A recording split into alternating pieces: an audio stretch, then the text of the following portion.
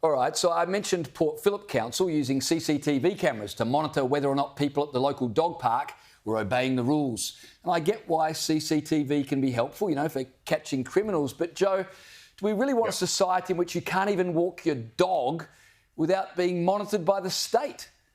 I do find it very creepy. I have to say, I run my dog. I've got a Kelpie and I run him off the leash. And so I'm already literally a criminal on the run.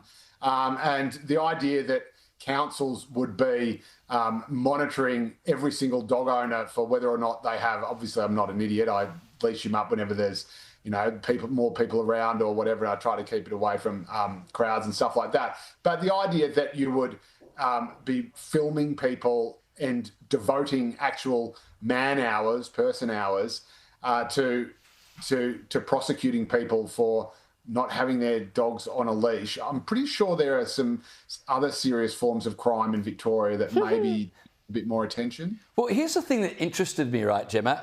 Reading comments online, a lot of people were supportive of this. Well, saying, a lot of people are stupid, but go on. Well, that's true, and many of them are on local council. Sure. But a lot of people are saying, well, as long as you're doing the right thing, what have you got to worry about?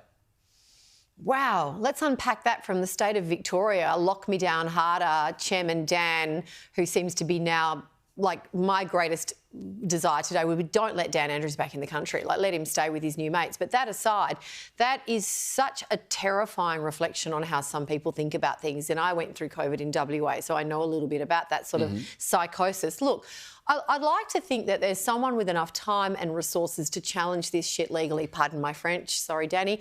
But genuinely, this is out of control, and it's that slippery slope. Oh, we're just doing it for your own good. We're just doing it for your safety. If my dog was still alive and those, if I lived in Victoria and I was within, peeing distance, I'd train old mate Buster to cock his leg on those cameras, and that would be my one act of civil disobedience, because it is absolutely nonsense. I've just come back from 3 days in Victoria.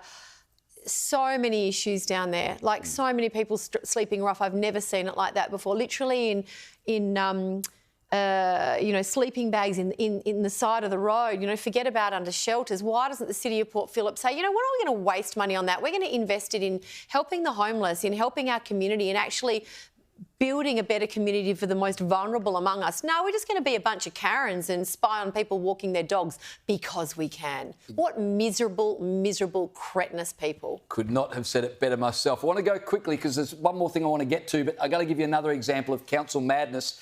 As I said, Waverley Council denying permission for local residents to build a garage, in part because it would go against their policy of encouraging people to use public transport.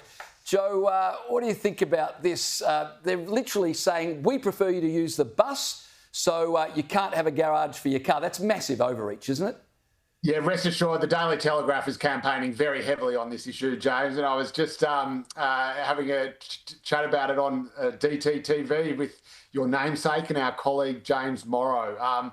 It seems to be part of a kind of war on cars that cities and city councils are waging at the moment. I just do not understand if a proposal doesn't stack up for developmental reasons, if it's unsafe or if it's unsightly, that's one thing. And even then, I think it's probably arguable.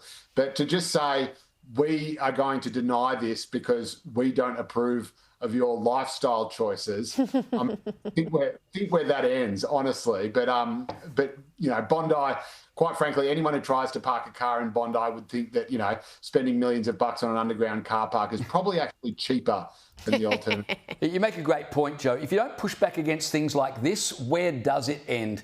Just quickly, we're running out of time, but I got to talk about rumours all over social media at the weekend that US President Donald Trump had died. Trump just took a couple of days off, but such is Trump's omnipresence, many assumed the only reason he could be silent was that he was dead. Now, of course, that wasn't true, but it didn't stop some people wishing for it. Have a listen to Minnesota Governor Tim Walz. This bloke, who came within a whisker of being vice president, told a crowd not to worry because one day Trump will be dead. You get up in the morning and you doom scroll through things, and although I will say this, the last few days you woke up thinking there might be news. Just saying. There will be news sometime, just so you know, there will be news.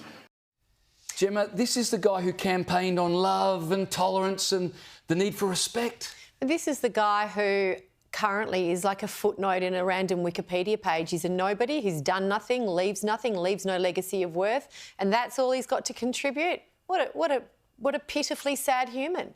Indeed. Gemma, Joe, really appreciate your time tonight. Thanks to both of you.